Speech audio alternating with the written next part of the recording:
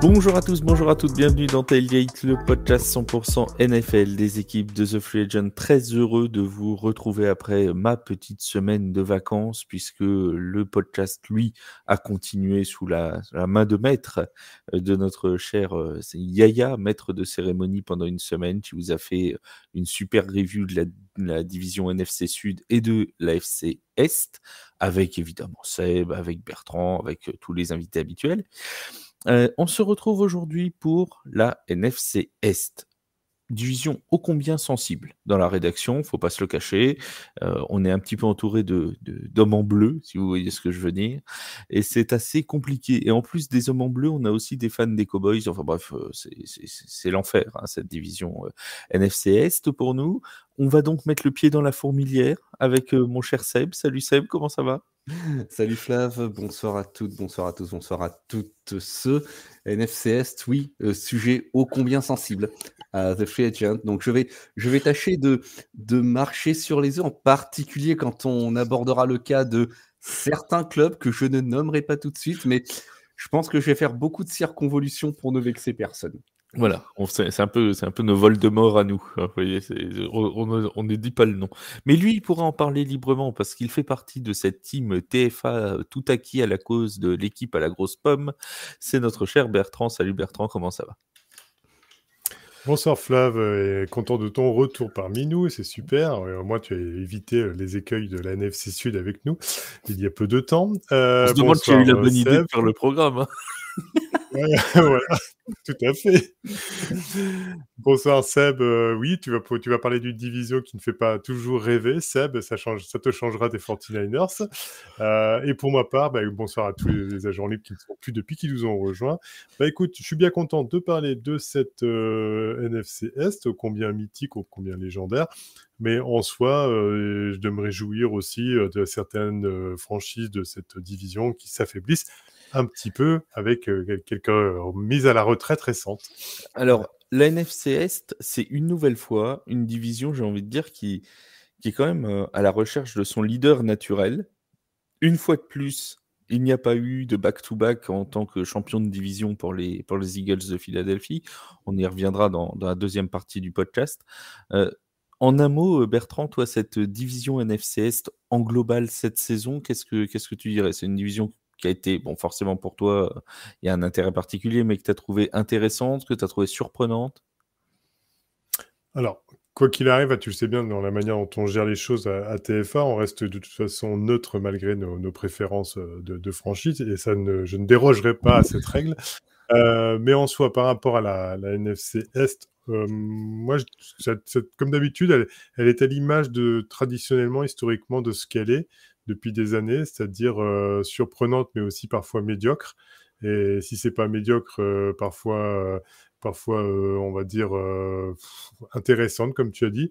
Et je dirais que les Commanders ont été à l'image des Commanders. Les Giants ont fait du Giants, on n'en attendait pas plus que ça maintenant. C'est plutôt les Eagles qui nous ont surpris, on va dire, voilà, sur la fin de saison. Et puis après, on y reviendra sur les Cowboys. Et pour toi, Seb, une division qui t'a tenu en haleine ? La NFC, c'est toujours intéressant à suivre. D'une part, en raison de l'historique, ça reste quand même la division la plus titrée de l'histoire de la Ligue. Et il y a toujours quelque chose qui me surprend, année après année, c'est qu'elle est incroyablement compétitive en son sein, mais que les équipes qui en sortent réussissent à être extraordinairement décevantes quand arrivent les playoffs. Ah, alors on va accepter la saison 2022 quand même où les Eagles se sont allés au Super Bowl, mais c'est vrai qu'on a eu quelques chocs en playoff. On en reparlera. En particulier. On va en reparler pendant le cours de l'émission. On n'oubliera personne, vous en faites pas. On commence comme d'habitude par l'équipe qui a terminé dernière de cette division NFC Est, les Commanders de Washington. 4 victoires seulement pour 13 défaites. Ils auront, et on aura l'occasion d'en reparler notamment dans les projections 2024, le deuxième choix de la draft qui va se dérouler dans maintenant 50 jours, quasiment jour pour jour. Ce qui est, voilà, on se rapproche, hein, ça se rapproche. Ces Commanders, Seb, ils n'avaient pas si mal commencé que ça la saison. Ils avaient même commencé par 2 victoires. Par contre, la fin de saison a été une lente agonie. Une agonie programmée ou une agonie subie? Alors, je vais même me permettre de remonter un petit peu avant le début de la saison. L'intersaison commençait bien, puisqu'il y a tout de même eu ce changement de régime à Washington qui était attendu. Ding Dong, The Witch is Dead. Dan Snyder était enfin parti. Et il était remplacé à la tête du club par un pool d'actionnaires dirigé par Josh Harris. Donc, on attendait Better Days, comme dirait Bruce Springsteen, à Washington. Et en effet, ça commence plutôt pas mal, avec 2 victoires de suite. On n'en attendait pas tant. Une contre Arizona 20-16, et puis contre Denver 35-33. L'optimiste était de mise. Et puis, eh ben, malheureusement, ça va très sérieusement se gâter, puisque à l'image d'autres clubs dans la ligue dont les fiches ont été similaires, on a vu une longue litanie de défaites, entrecoupées d'occasionnelles victoires là encore, le summum étant atteint entre les semaines 10 et 18, où ils vont réaliser un magnifique 0 pointé en 7 matchs. Alors, faut pas non plus jeter le bébé avec l'eau du bain. Moi, on en a parlé en off, je l'ai dit à plusieurs reprises.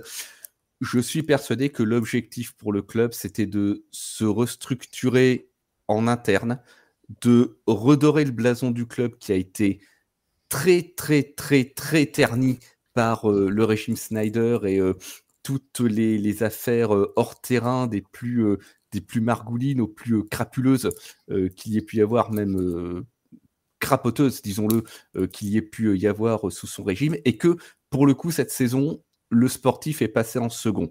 Je pense même d'ailleurs que c'est à tel point que si ça n'avait pas été le cas, Ron Rivera aurait été parti avant et qui va finalement terminer la saison.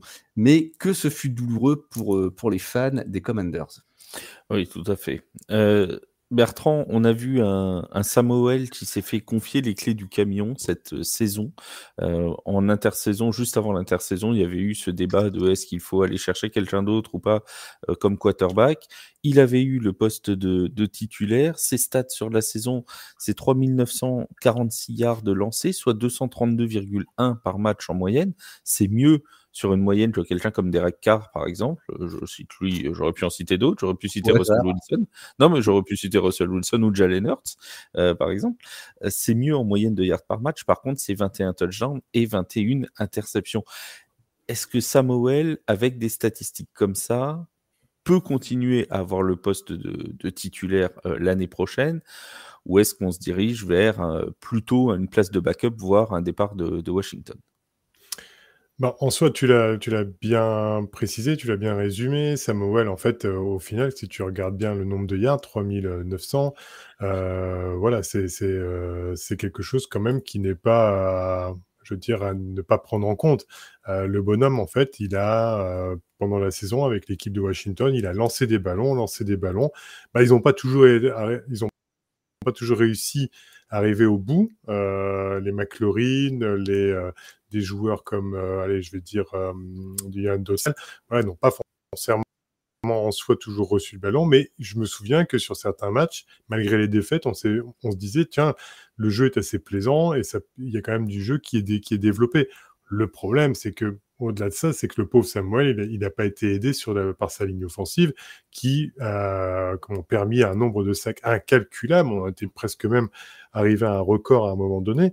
Et au final, il a bien eu du courage de terminer cette saison de cette manière-là. Et en soi, je dirais même que Washington pourrait le remercier grandement de ce qu'il a apporté. Alors, quant à son avenir en soi, c'est la question, et on va peut-être revenir après sur l'avenir de Washington, sur les décisions qu'ils vont prendre par rapport à leur choix de draft ou comment ils vont gérer ce cas de quarterback. Mais pour le coup, comme disait tout à l'heure, on ne va pas jeter le bébé avec l'eau du bain du côté de Sébastien. Bah, du côté de Samuel, il n'y a pas tout acheté. Si après, ils veulent avoir un quarterback en choix numéro 2 à la draft et qu'ils veulent que Samuel reste là pour développer ce futur quarterback, parce que il serait quand même un bon joueur, sachant que à parté, Jacoby Brissett serait attendu sous d'autres cieux en retournant sur ses anciennes terres du côté des Patriots.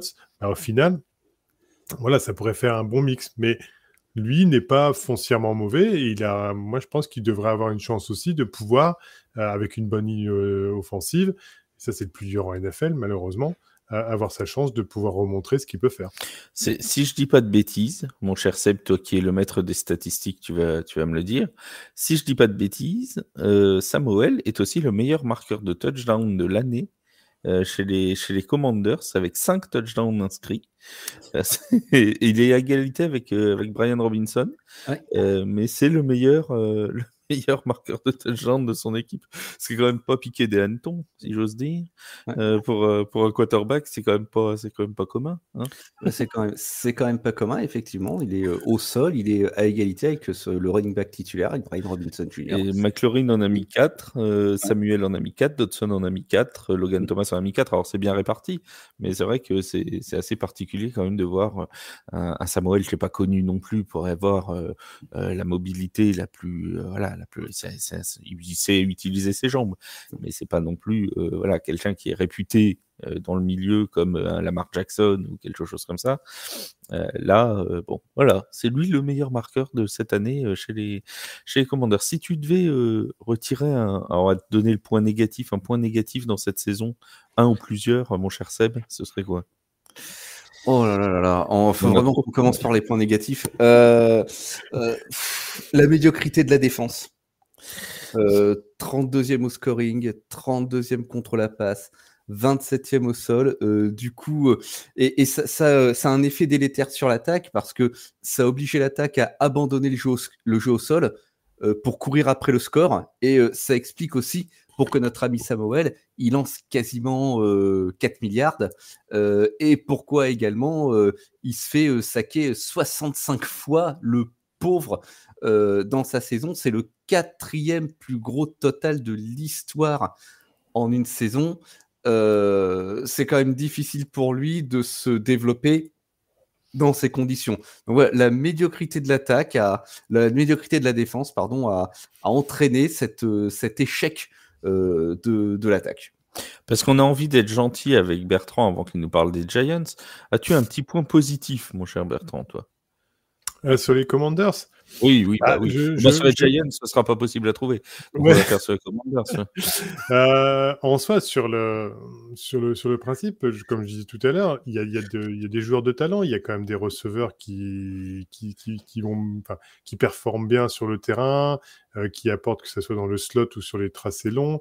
Bon, McLaurin a été un petit peu en dedans, mais je pense que c'est l'ambiance générale, pas de médiocrité, mais d'une équipe qui était complètement en dedans, peut-être aussi par un coaching avec Ron Rivera qui était beaucoup trop limité au final. Et comme l'a dit Seb, après en défense, de toute manière, si on n'empêche pas les autres attaques d'être sur le terrain, inévitablement, on est obligé de courir après le score et de commencer à balancer des ballons.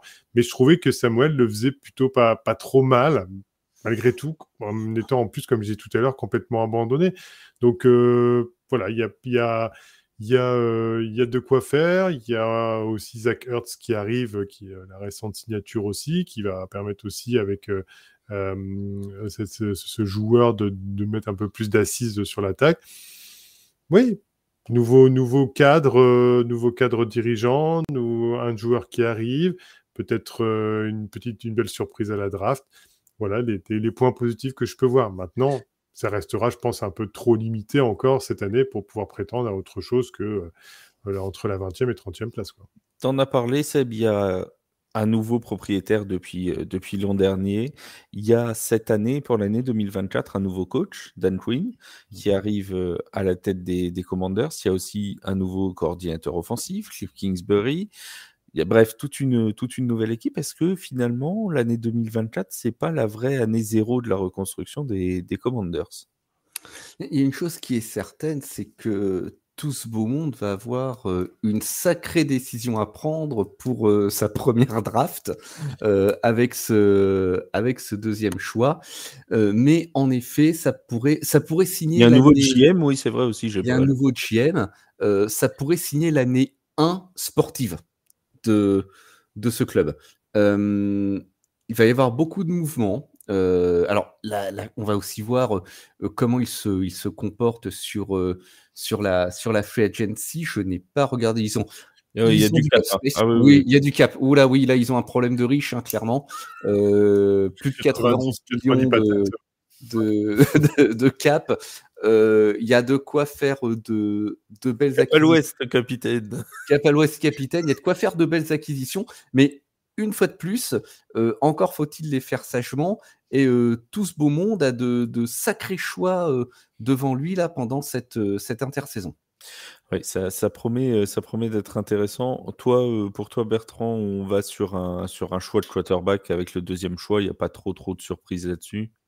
Oui, choix de quarterback. Alors après, bien sûr, inévitablement, ça va se jouer comme chaque année sur les meilleurs quarterbacks, sur qui va être pris en premier ou en deuxième, un peu comme l'année dernière avec CJ Stroud et Bryce Young.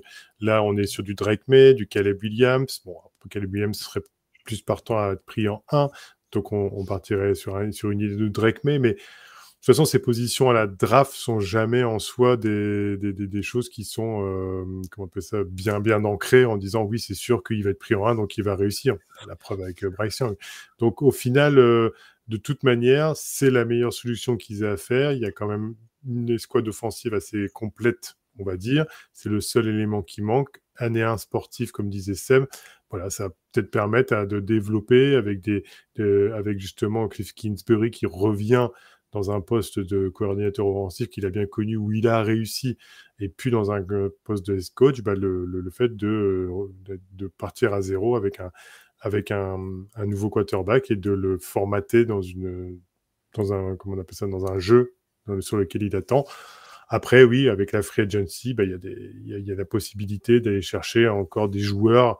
Je pense à Matthew Judon, qui lui aussi sera libre, Charvarius Ward du côté de San Francisco, sur des postes clés, en défense surtout, on l'a dit, hein, puisque c'est un peu le souci, et qui permettrait un peu de faire en sorte que la défense se rééquilibre un peu. Juste un petit mot, Seb, avant de refermer l'épisode Commander, sur la gestion du cas Eric Bieniemy, dont on a déjà parlé, notamment avec les Chiefs. Il y a eu ce cas-là où on l'avait fait venir, où tout le monde, hein, moi le premier, croyait que c'était pour remplacer Ron Rivera au poste de head coach. Finalement, Ron Rivera est parti, Dan Quinn a été nommé, Eric Bieniemy n'est pas prolongé en tant que coordinateur offensif des Commanders. Il a dit lui-même que c'était sa décision de partir. Est-ce que toi, ça te surprend quand même, cette gestion-là? Une chose est certaine, comme tu l'as dit, c'est que beaucoup étaient persuadés que Bieniemy aurait le job. Il a été auditionné.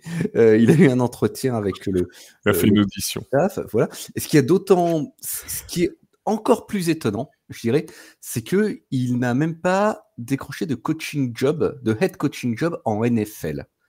Là, il est retourné en NCAA pour être offensive coordinateur aussi.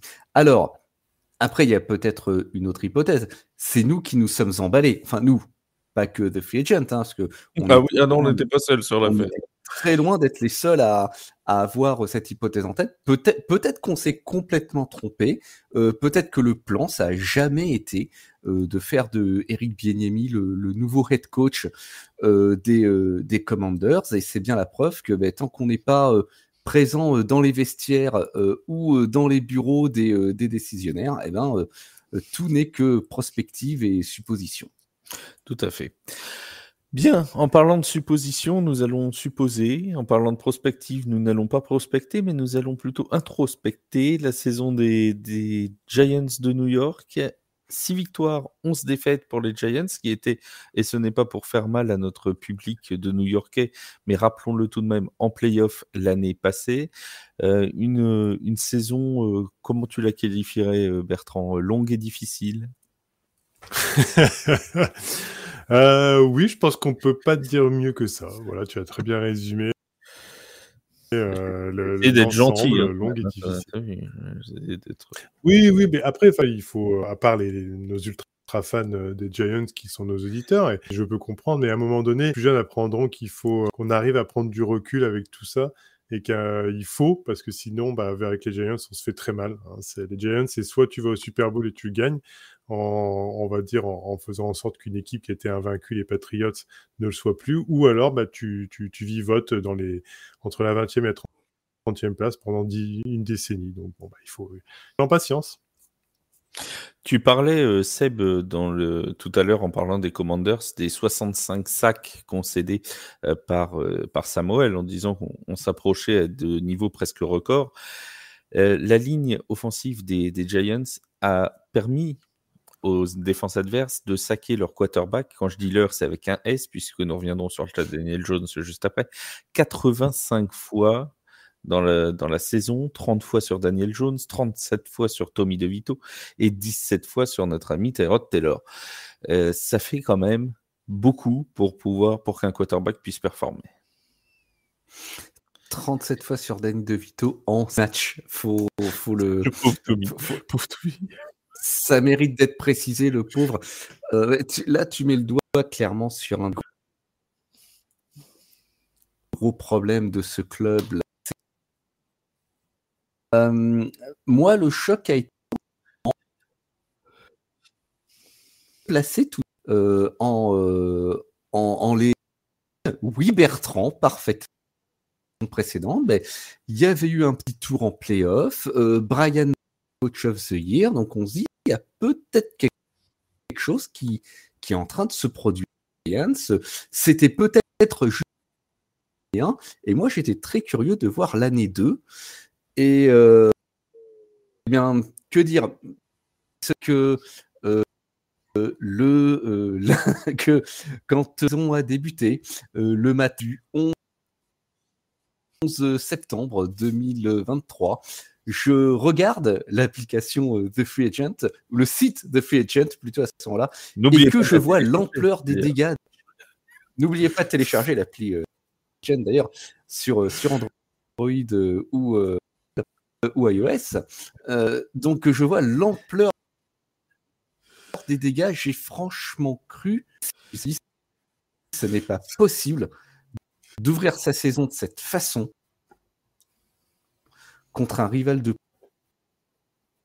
c'est fait de jour si nos Giants avaient bien encaissé un 40-rien contre Dallas, parce que moi j'ai vraiment des parts de ce premier match. Alors il y a une heure, ils battent Arizona. Ouais, enfin, difficilement, parce que mais la première mi-temps avait été catastrophique aussi, si ma mémoire est bonne. Hein. Certes, mais je pense qu'après une raclée comme celle de la semaine précédente, les victoires. Voilà, et tu as besoin donc de suite avant Washington, une défaite en overtime contre les frères des Jets, et toute la saison, malheureusement, va être les espoirs qu'on peut ont été largement. Nos saisons très compliquées, et surtout la question qu'on peut se poser, c'est qu'est-ce qu'il est pour la suite. Mais ça va être toute la question qui va arriver dans quelques petites secondes. Mon cher Bertrand, je vais quand même te donner la parole sur cette splendide, parce que il y a eu que 6 victoires cette saison, mais il y en a une magnifique, une splendide contre les Patriots de la Nouvelle-Angleterre, un 10-7 absolument, oui, qui est resté dans l'annale de la saison. Le match de l'année. Non, c'était splendide. Le match de l'année. Ah, alors, il est en lutte avec le Vikings Raiders, le fameux 3-0, mais quand même, mon Bertrand, à 10-7 ce jour-là contre les Patriots, tu t'es dit quoi? On a touché le fond? Globalement, je vais pas dire on a touché le fond, parce que je me dirais cet élément-là, si l'équipe en soi avait montré autre chose depuis. Si l'équipe en soi avait montré autre chose avant. En fait, là, on est juste, comment je vais dire ça, On est habitué à tout ça, et donc en fait, ça nous, fans des Giants, je pense que ça nous touche plus autant que ça. Bon, mais si je reviens sur la franchise en elle-même, je pense que le passé, le présent et le futur, je pense, va être à l'image de la franchise de ce qu'elle est maintenant. Je m'explique. Le passé, c'était, on était moyen, Seb l'a dit, il y a eu une année où on s'est dit, waouh, c'est le retour, nouveau coach, de la réussite, c'est beau. Et en fait, au final, c'était peut-être le calendrier qui a faussé tous ces éléments-là. Parce que, oui, on avait l'air bien beau, etc., mais la ligne offensive était toujours le même problème. Et au final, on a vu avec un calendrier plus difficile que les Giants n'arrivaient pas à s'en sortir. Et puis, là, tout le décor des Giants, tout l'environnement des Giants, entre Saquon Barkley, il est tagué, il reste pas. Maintenant, il n'a pas été tagué, donc il va être libre, il va pouvoir être dragué par d'autres franchises. Les receveurs, on ne sait pas qui est vraiment receveur numéro 1. La ligne offensive qui n'arrive On ne sait même pas vraiment qui est receveur, d'ailleurs. Ouais, aussi, on peut en plaisanter, mais presque. Au final, c'est Darius Slayton qui est encore le meilleur receveur et qui serait considéré comme un receveur 3 dans d'autres franchises. La ligne offensive qui n'est toujours pas améliorée, et ça fait des années qu'on en parle. Donc, voilà, à part la défense, mais elle était sous l'égide de Wink Martindale, qui était un coordinateur assez agressif. Donc là, maintenant, on va repartir sur d'autres bases. Au final, elle est toujours moyen, comme son salary cap qui est moyen. Il est à 20 millions, je crois. On est à un peu plus de 27 millions et dans la moyenne de la ligue. Bon, qu'est-ce qu'on va pouvoir faire avec ça? On est aussi à une place de draft qui fait qu'on vivote. On va être 6e, 7e, on va pouvoir aller chercher un quarterback, mais voilà. Et puis, on va devoir se faner de Daniel Jones, à qui, en plus, on envoie des messages via la presse comme quoi on ne croit plus en lui. Donc, inévitablement, même psychologiquement, même si le bonhomme doit revenir d'une grave blessure, dans quel état psychologique il va revenir malgré tout avec tout ça? Et puis, il va falloir faire encore une année. Il va bien falloir faire la saison l'année prochaine. Et donc, c'est vrai que je ne suis pas positif en soi, mais c'est juste que c'est un constat objectif. Et donc, c'est du moyen-moins, et ça va encore être une saison moyen-moins. Voilà, au final, malgré tout. Alors, on va pas faire 50 minutes, mais je suis désolé d'avance, je m'excuse auprès d'Yaya qui va écouter ce podcast, mais je vais être obligé de reparler de Daniel Jones. Mon cher Seb, il y a effectivement, comme l'a dit Bertrand, ces messages qui passent dans la presse comme quoi Daniel Jones serait plus tout à fait en odeur de sainteté du côté de New York, qu'éventuellement il penserait même à trade-up pour aller chercher un quarterback à la draft.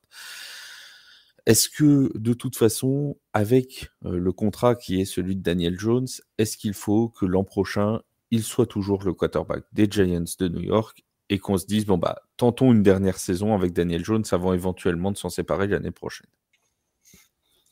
Sa situation, elle est très compliquée à plus d'un titre. D'une blessure en courte saison qu'il a sur la touche définitive. D'autre part, avant cela, Bertrand, tu me corrigeras si je me trompe, mais on a quand même clairement eu l'impression qu'il... Et encore avant cette, Bertrand, tu me corrigeras, il a eu quelques échanges qu'on qualifiera de vifs avec Brian Daboll.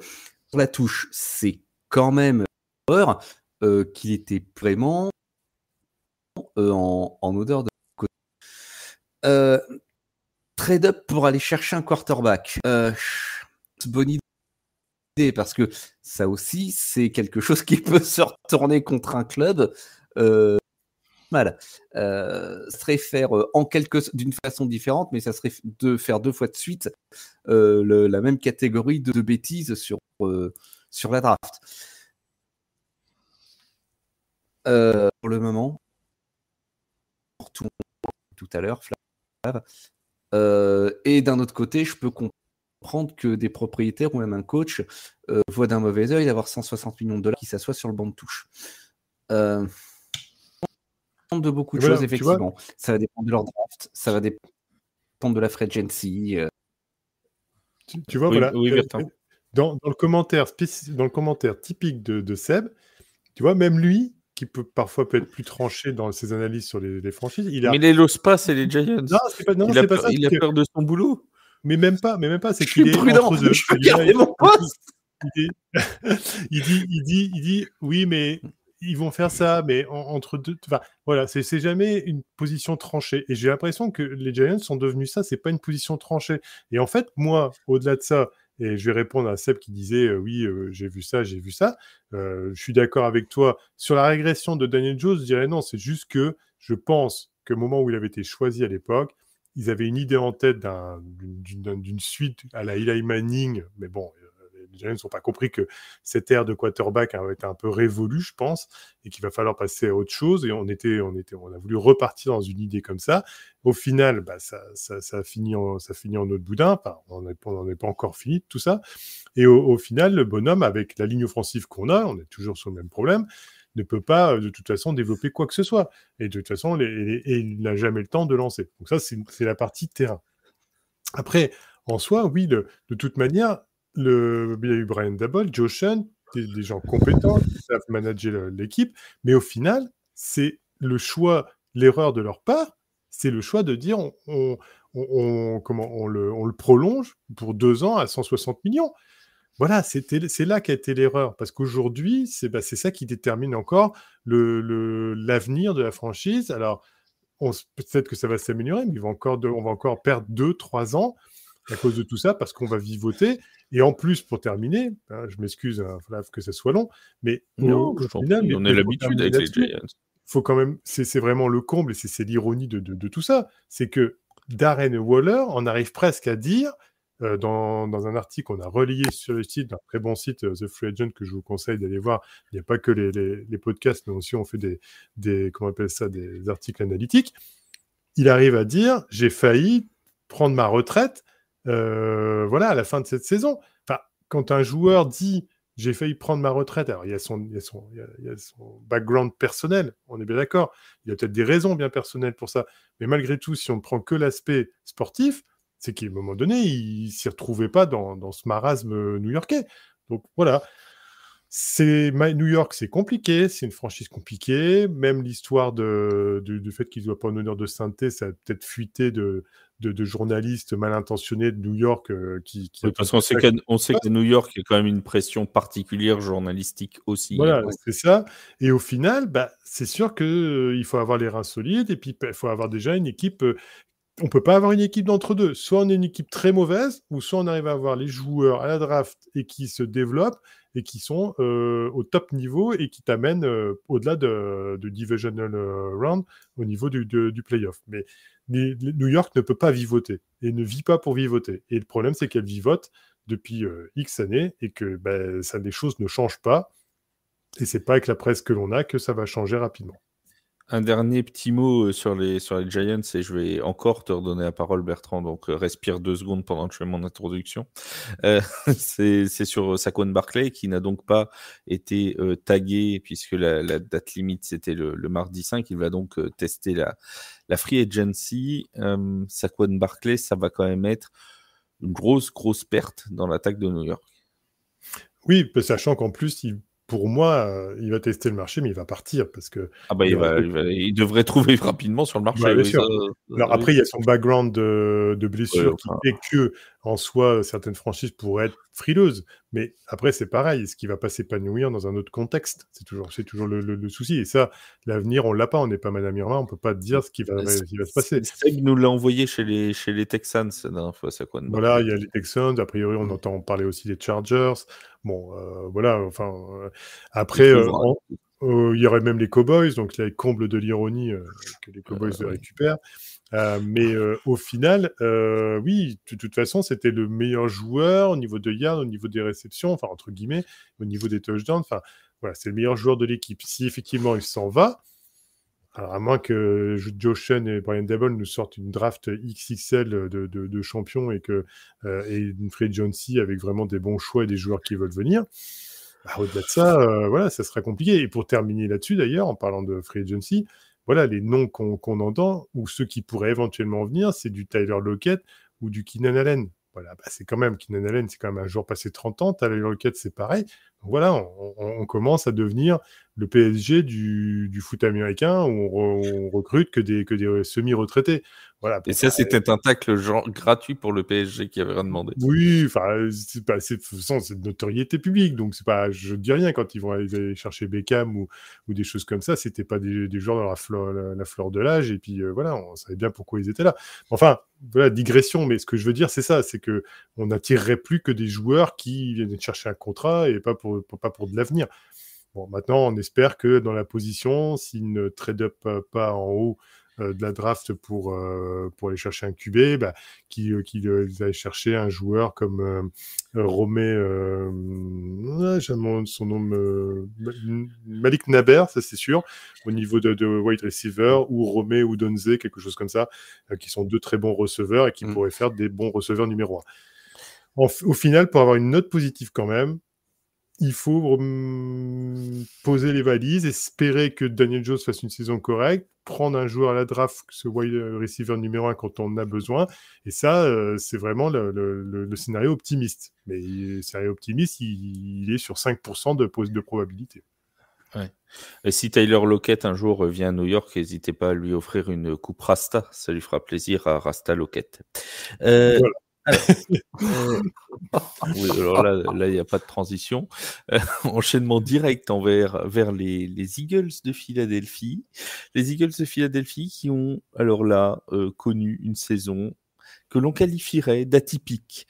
11 victoires, 6 défaites, certes, mais que dire, mon Seb? Quelle saison, j'ai envie de dire. Quelle saison étrange. Quelle saison étrange pour cette équipe qui, avant le kick-off, était quand même considérée comme probablement la force de la NFC, qui va se retrouver 10-1 en deuxième journée. Le ciel était bleu, les oiseaux chantaient, le first Les seed aigles était là. chantaient. Et voilà, les aigles chantaient. Fly Eagles Fly. Mais qu'est-ce qui se passe lors de la troisième crash à la fin. Crash and burn. Alors, je suis désolé, là, je vais I'm gonna toot my horn, hein, comme dirait l'autre. Il tombe sur un os et un gros. Il tombe sur San Francisco. San Francisco qui leur inflige une défaite très lourde, 42-19. Et on a l'impression qu'ils ne vont pas s'en remettre, puisque par la suite, il y aura une victoire en 5 matchs sur les 5 rencontres suivantes, qui les mènent à ce bilan. Alors, très honorable de 11-6, mais très loin de ce à quoi ils pouvaient prétendre. Et on ne parlera pas de la fin de saison. Voilà, donc c'est une qualification par la petite porte pour les playoffs. Et pour se faire sortir sans ménagement, 32-9 par Tampa Bay, of all people. Oui, saison atypique. Une équipe qui était quasi promise au titre, ou du moins à la finale, avant que la saison ne commence, qui entre dans les playoffs par la petite porte et qui se fait sortir par la petite porte. Seb l'a très bien dit, Bertrand, il y a eu cette défaite charnière du côté de San Francisco. C'était même à Philadelphie, pardon, c'était à Philadelphie. 42-19. Derrière, ils perdent de 20 points contre les Cowboys. Ils perdent ensuite face aux Seahawks. Ils perdent face aux Cardinals. Ils perdent en dernière journée face aux Giants de 17 points. C'est quand même une fin de saison incroyable. On avait, c'était Nick Bossa qui avait dit, on a montré à toute la ligue comment faire pour battre les Eagles. C'est bien lui. C'est ouais, je pas de bêtises. We gave you the blueprint to beat them. Voilà, parce que on a montré à tout le monde comment on pouvait battre ces Eagles. Et ben le fait est que visiblement, il avait raison, Bertrand, et tout le monde a appliqué cette recette en fin de saison. Oui, tout le monde a appliqué cette recette en fin de saison. En soi, j'ai été très dur avec les Giants depuis le début et je pense que j'ai été objectif. Et là, on ne peut pas nous targuer d'être du favoritisme par rapport à nos analyses. C'est pour ça qu'on a viré Yaya, parce qu'il n'est pas objectif, lui. Voilà, c'est ça. Mais c'est pareil, malheureusement, et pour nos fans des Eagles, et je vais me permettre de faire le même constat, je vais être peut-être aussi dur sur cette franchise. Alors, pas par plaisir, qu'on soit bien d'accord, mais en tout cas par toute objectivité sur le constat de ce qui se passe à l'heure actuelle chez les Eagles. Ben, cette franchise, c'est faute professionnelle à ce niveau-là. C'est faute professionnelle.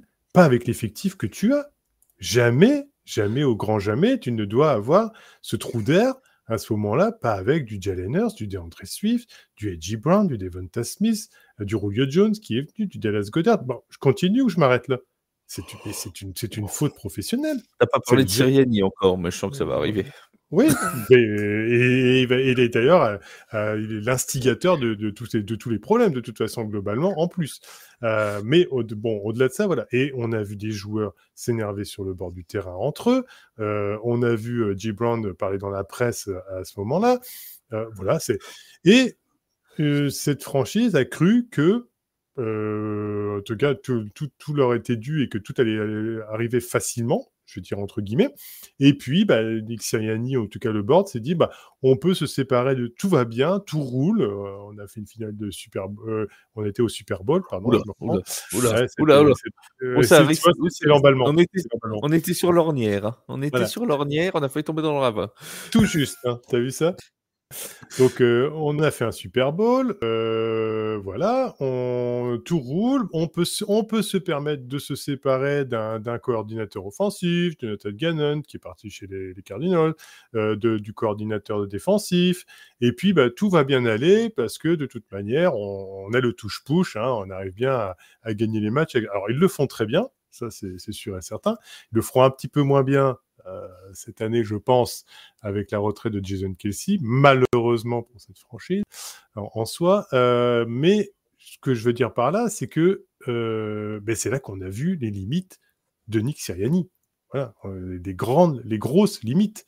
Parce qu'au final, avec un effectif avec lequel tu ne peux pas t'effondrer comme ils l'ont fait à ce moment-là. Donc, c'est bien que c'est le talent du coaching qui a tout fait. Et là, niveau talent, on peut dire que c'est un peu le néant total.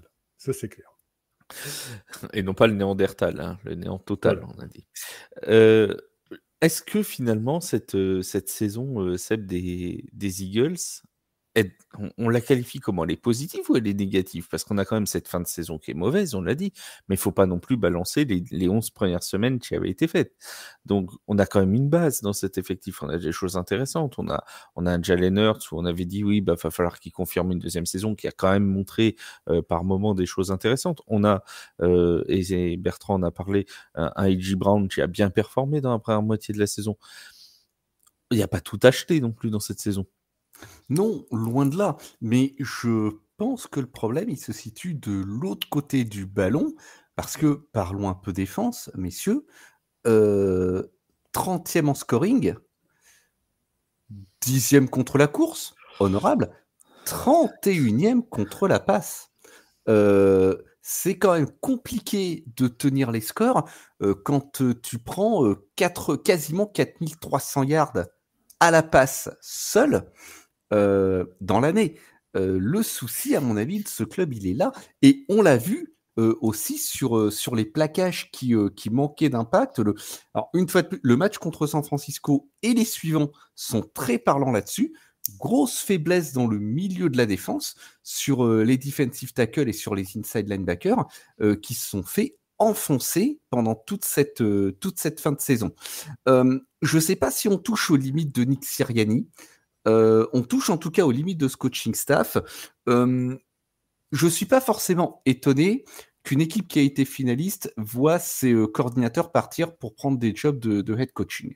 C'est un petit peu dans la nature des choses en NFL depuis quelques années.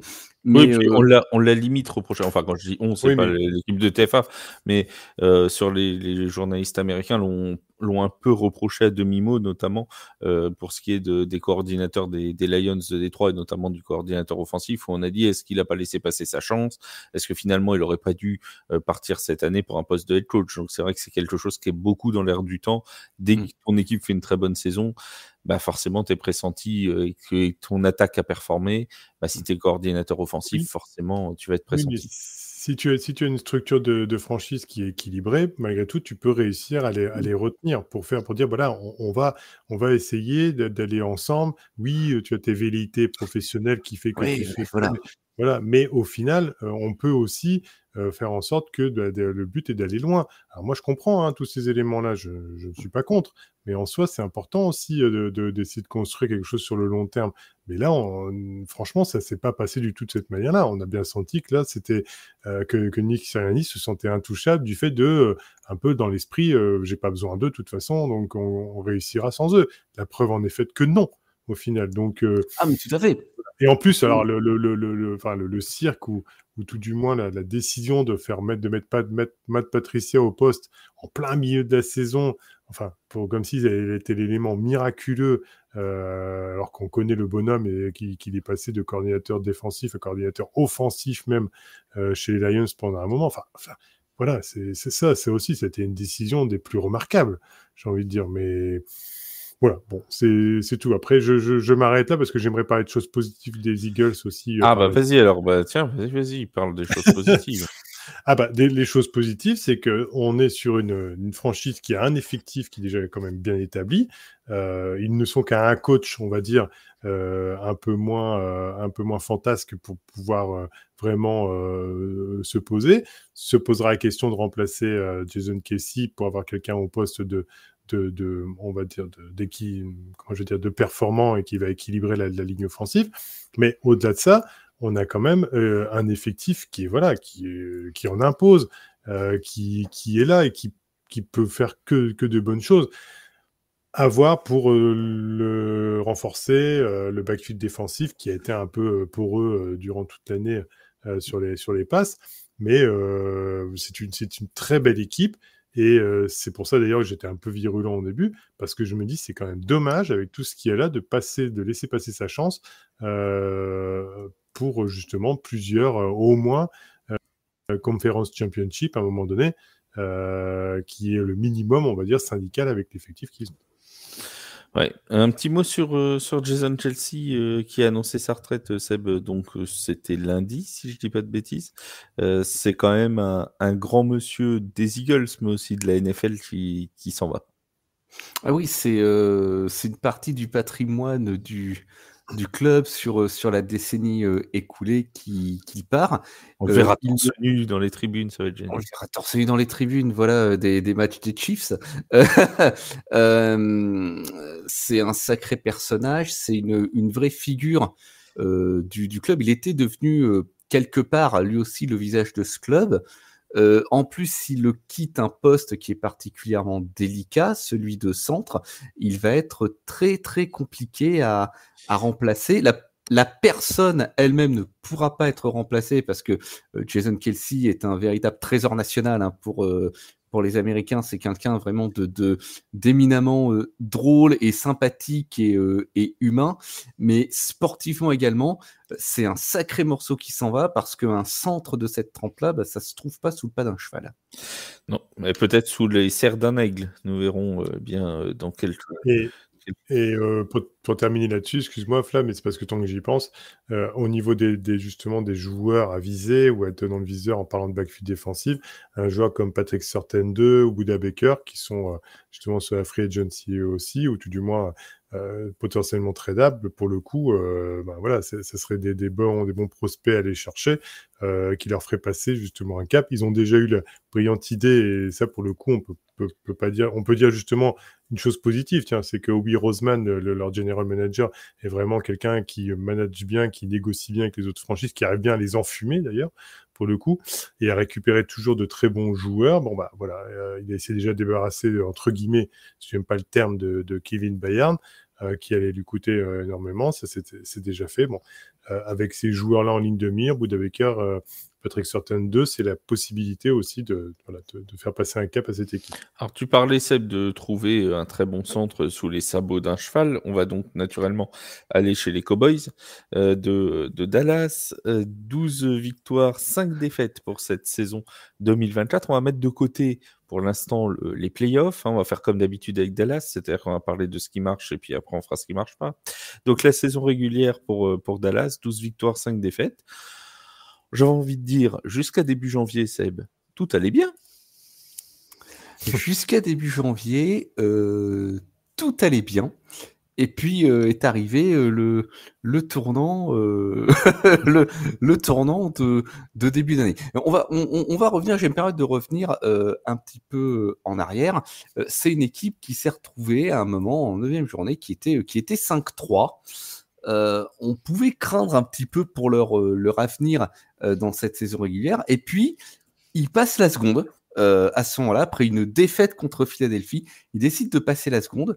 Ils sont invaincus entre les semaines 10 et 14 et ils n'accuseront que 2 défaites jusqu'à la fin du championnat, en s'offrant au passage les scalps d'équipes comme Détroit, comme Philadelphie pour le match retour, ou, mais un petit peu comme beaucoup de monde, les New York Giants.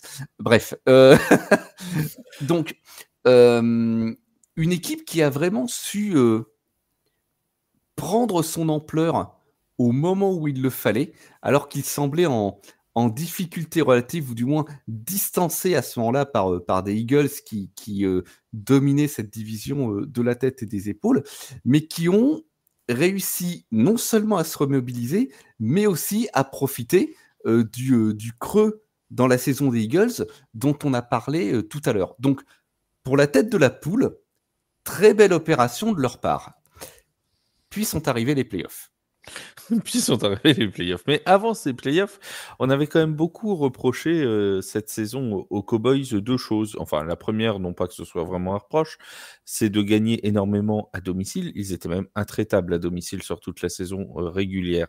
Mais c'est surtout d'avoir gagné contre des équipes soit faibles, soit en méforme au moment où ils les affrontaient. Est-ce que ce bilan finalement de 12 victoires, est-ce qu'il est en trompe-l'œil, Bertrand, ou est-ce qu'ils ont su finalement tirer profit du moment de la saison où ils affrontaient leurs adversaires? En trompe-l'œil, oui et non, parce que en fait, de toute manière, sur les 17 matchs d'une saison, les victoires, il faut quand même les faire. Que ça soit contre même le dernier, ça reste un sport d'engagement, et au final, si tu ne t'engages pas à fond dès que tu rentres sur le terrain, que tu sois premier ou dernier, tu gagneras pas le match. Après, il y a le talent qui rentre en ligne de compte des joueurs, évidemment, mais malgré tout. Donc, en soi, non, moi, je retirerais pas le fait que cette équipe ait montré un très très beau football, avec également, je vais dire, des joueurs très performants en défense comme en attaque.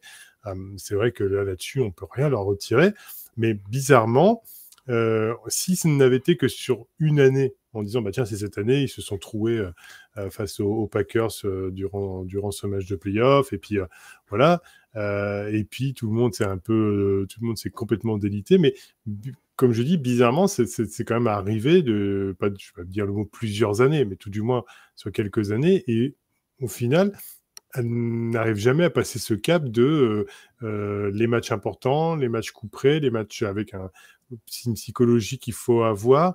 Alors, est-ce que c'est une question d'environnement de franchise? Est-ce que de staff, de psychologue? Parce qu'à mon avis, il y aura des psychologues aussi qui suivent ces joueurs. Enfin, un peu tout ça. Et au final, on se demande qu'est-ce qui fait que il leur arrive ça à ce moment-là. Est-ce que c'est aussi ce qu'on a pu entendre sur Dak Prescott qui n'arriverait pas à tenir la pression de ces moments un peu compliqués? Voilà. Est-ce que c'est aussi Mike McCarthy qui également n'arrive pas à bien gérer son équipe au moment où les enjeux deviennent de plus en plus compliqués? Voilà, ça fait, quand j'ai énuméré tout ça, au final, on peut peut-être déjà comprendre pourquoi il n'y arrive pas. Dak Prescott, justement, parlons-en, mon cher Seb. Quelques stats: 4516 yards à la passe, c'est le 3e meilleur passeur en nombre de yards cette saison. 36 touchdowns, là je parle de la saison régulière, hein, évidemment. 36 touchdowns inscrits, c'est le meilleur lanceur de touchdowns de la saison. 9 interceptions concédées. Si on considère tous les quarterbacks qui ont joué 17 matchs, c'est aussi le total le plus faible, à égalité avec Gardner Minshew. Il y a Lamar Jackson qui a fait 7 interceptions, mais il est qu'à 16 matchs sur la saison régulière. Dak Prescott, sa saison semble très bonne, statistiquement parlant. On sait qu'il est en négociation pour une prolongation de contrat lors de cette intersaison 2024. Est-ce qu'il faut qu'il aille chercher un contrat max ou est-ce qu'il faut, j'ai envie de dire un peu à la Patrick Mahomes, qu'il renie un petit peu sur son gain personnel pour pouvoir être entouré le mieux possible et enfin espérer performer lors des playoffs? Alors, tu as absolument raison de rappeler ces statistiques parce que sur le plan individuel, il fait une saison de mammouth. Je rappelle qu'à un moment au milieu 2/3 de la saison, il était quand même dans la conversation pour le titre de MVP, au vu des chiffres qu'il alignait régulièrement. La question que tu poses, au-delà d'une gestion de contrat, ça va même sur une question de gestion de carrière. Quel est l'objectif de Dak Prescott? Est-ce qu'il veut être extrêmement riche et continuer à performer de façon individuelle, mais faire une croix sur un titre collectif? Ou est-ce qu'il veut inscrire son nom au palmarès des champions? Et dans ce cas, effectivement, tu sacrifies ton appât du gain pour te faire mieux entourer, quelque chose que au cours de sa carrière, notamment à New England, un Tom Brady a très bien su faire. Je ne suis pas dans la tête de Dak Prescott, donc je ne saurais pas te dire quelle sera sa décision. Alors lui, il a dit qu'il était prêt à des sacrifices, mais après quel sacrifice? Oui, tout dépend de ce qu'on entend par des sacrifices. Mais au moins, cette déclaration d'intention est assez rassurante sur son état d'esprit. Moi, j'ai l'impression qu'à Dallas, il y a une culture de la gagne qui a disparu ou qui a été progressivement abandonnée. La caricature du fan des Cowboys, c'est que c'est quelqu'un qui dit cette année c'est notre année et puis à la fin de la saison, au mieux ça s'effondre au wildcard, voire ça regarde les playoffs à la télé. C'est un portrait que je trouve particulièrement cruel. Mais qui n'est pas comme le PSG en Ligue des Champions, quoi, c'est ça. Sans doute, je ne sais pas qui sont ces gens. Arrêtez de nous parler du PSG, c'est insupportable. Donc c'est une caricature que je trouve cruelle, mais qui, comme toute caricature, n'est pas dénuée d'un fond de vérité, à tel point que la question que je me pose, c'est qu'est-ce qu'il faut faire pour passer un cap? Parce que on parle d'entourer, mais il est quand même. Il y a CeeDee Lamb, qui est quand même pas le plus mauvais receveur de la ligue. Il y a aussi des skills players autour de lui.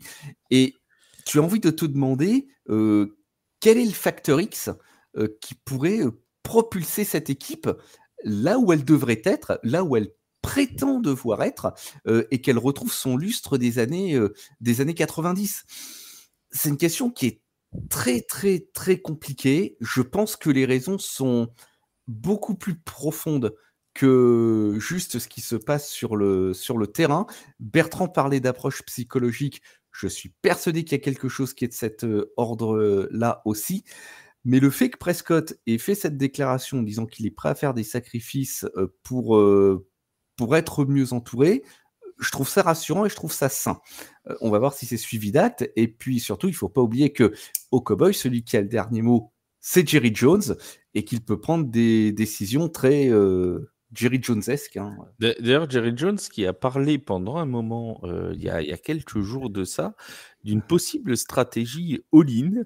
Oui, il tenterait le tout pour le tout.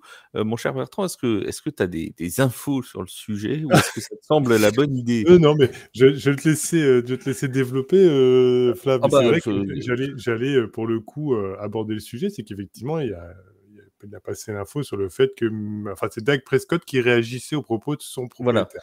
Voilà. Donc Jerry Jones aurait dit qu'on partirait sur une stratégie vraiment all-in, hein, donc un petit peu à l'image de ce qu'avaient fait les Rams pour aller chercher leur titre il y a quelques saisons de ça. Et après, Dak Prescott a réagi en disant qu'il était impatient de savoir de quoi il retournait. Depuis, Jerry Jones a un peu rétro-pédalé pendant le scouting combine en disant que ça allait être tout de même très mesuré. Bon, bref. Hein, voilà. All-in, mais pas trop, quoi. All-in, mais pas trop. Ce sera peut-être plutôt all-in que all-in. Hein, on verra. Il manquera peut-être des lettres. Mais voilà. Est-ce que finalement, cette stratégie du all-in de se dire, bon, on tente le tout pour le tout, Bertrand, ça peut être une bonne idée quand même? Il va falloir déjà aller chercher l'argent quelque part. Parce que bon, on va pas se mentir, pour le moment, ils ont à moins 4 millions en dessous du salary cap. C'est déjà un premier point. Deuxième point de all-in, mais il faut aussi avoir des joueurs qui protègent ton quarterback. On a du Tyron Smith qui commence à vieillir. On a des joueurs qui, pour le coup, même s'ils sont pas sur le départ, mais en soi, à un moment donné, il va quand même falloir se poser la question sur la ligne offensive. Tu as l'air Biadas aussi, du côté de la Free Agency, où ces joueurs-là vont peut-être partir ou être pris par d'autres franchises. Et donc, il va falloir considérer, même peut-être à la draft, d'aller chercher, peut-être trade-up pour aller chercher un Joe Alt de Notre-Dame ou un JC Latam de Alabama, qui sont des très bons prospects au niveau tackle, parce que de toute manière, il va se poser ce problème-là. Et également, il va falloir aussi libérer des joueurs avec qui ont un impact sur le cap space, comme Brandon Coops ou Michael Gallup, parce que bon, voilà, s'ils sont libérés avant le 1er juin, c'est 4 millions et 9 millions et demi d'économiser. Donc, globalement, c'est là que la stratégie du all-in a ses limites, parce que tant que tu n'as pas les sous, alors on sait très bien que par le jeu des contrats, des restructurations, comment on appelle ça, des montants qui viennent des signatures, des bonus à la signature, on libère du cap space. Mais bon, ils vont pas arriver au cap space de Washington pour le coup, hein, donc des Commanders. Donc voilà, c'est tout un ensemble qui fait que all-in, c'est bien gentil, mais je pense que ça va être plus pour faire plaisir aux journalistes et pour pouvoir faire du papier dans la presse que réellement avoir un acte bien concret au final. Et c'est pour ça que je pense que Dak Prescott était plutôt dubitatif de ses propos, parce qu'il n'est pas fou et il sait très bien la situation de la franchise. Moi, je pense qu'elle est allée à quelques encablures de vraiment réussir quelque chose de bien. Elle s'effondre quand l'adversité est à la porte. On va pas se mentir. Tout réussit bien quand la saison régulière elle est là, parce qu'on est sûr d'être vu l'effectif, ils sont sûrs dans la tête d'être en play-off. Donc ça tout roule au moment de faire les matchs de saison régulière, entre guillemets, à quelques défaites près. Mais au final, dès qu'il y a l'adversité des playoffs, les joueurs s'écroulent. Il n'y a pas d'explication rationnelle. C'est tout, ils s'écroulent. Ils ne savent pas faire autrement, ils n'y arrivent pas. Et ce n'est pas les 5 interceptions avec les 5 retours de touchdown de Darren Bland qui font des highlights pour la télé, qui font la différence quand les joutes de janvier arrivent. Voilà. Il y a Robert Griffin III qui disait le problème, ce n'est pas Dak Prescott, c'est Jerry Jones. Voilà. C'était, je crois, hier ou avant-hier qu'il a dit cette petite phrase. Le problème des Cowboys, ça n'est pas Dak Prescott, c'est Jerry Jones. Mon cher Seb, toi qui aimes sortir très souvent ta boule de voyance, je tiens à le préciser, avant que ça dérive dans des sphères qui ne nous intéressent pas. Oui, voilà, on a tous eu peur, hein, et heureusement que c'était pas Yaya à l'animation, sinon ça partait mal. Donc je disais, toi qui aimes faire preuve de tes dons de voyance, est-ce que les Cowboys, pour toi l'an prochain, ont la possibilité, ont les armes, ou vont même réussir le premier back-to-back champion depuis très longtemps en NFCS? Comme chaque saison avec les Cowboys, hein, l'année suivante, c'est leur année. À effectif égal, très honnêtement, je ne vois pas pourquoi ils ne réussiraient pas le back-to-back dans la division. Quant à cette stratégie du all-in que vous avez évoquée, à titre personnel, c'est pas ma stratégie préférée pour un club, parce que on l'a vu avec les Rams, si ça marche pas, ça peut quand même te plomber une franchise pour quelques saisons. Mais à ma connaissance, Dallas, ils n'ont jamais essayé un coup pareil. Et vu que ça fait quand même des décennies qu'ils s'escagassent à essayer de construire et qu'à chaque fois, il manque un petit peu de ciment pour que les fondations soient solides, il manque pas. Pourquoi pas essayer ? Tonton Jerry, il ouvre le chéquier en grand, il a les poches profondes, il sort le pognon et il signe tout ce qui respire et qui peut porter un casque, il le signe. Pourquoi pas ? Ça sera un côté stratégie de la terre brûlée, mais ça peut être aussi justement très flamboyant, que ça marche ou pas. Et c'est ainsi qu'on va retrouver Charles Todin, normalement, chez les Cowboys de Dallas, puisqu'il respire et qu'il sait porter un casque, et c'est là que, voilà. Il va être beat writer pour les Cowboys de Dallas, alors là, je demande à voir ça. Ça ne va pas manquer de sel la saison prochaine, je vous le dis tout de suite. Bon, les amis, on a fini avec la NFC Est, avec la review de la NFC Est. La semaine prochaine, on se retrouve avec la conférence, avec la division non seulement du champion, l'AFC West, avec les Chiefs de Kansas City, mais aussi du finaliste de l'année dernière, à savoir les San Francisco 49ers, puisqu'on fera la NFC West jeudi. Donc voilà, ça c'est le programme de la semaine prochaine. AFC West le mardi, NFC West le jeudi. N'oubliez pas aussi d'aller écouter tous les podcasts de nos copains en NBA. Il y a eu un très bon conseil de classe de N1 avec un invité particulier. Je vous laisse aller découvrir ça si ça n'est pas encore fait. Et aussi ce First Pitch qui revient, le podcast baseball avec Charles notamment, avec Nico, avec Jérémy, avec Chris Gogno. Bref, il y a du beau monde pour vous parler de baseball sur les antennes de TF1. Merci beaucoup Seb, merci Bertrand pour votre présence. Et on se dit à la semaine prochaine les amis. À très vite, portez-vous bien tout le monde. Salut. Ciao, à bientôt.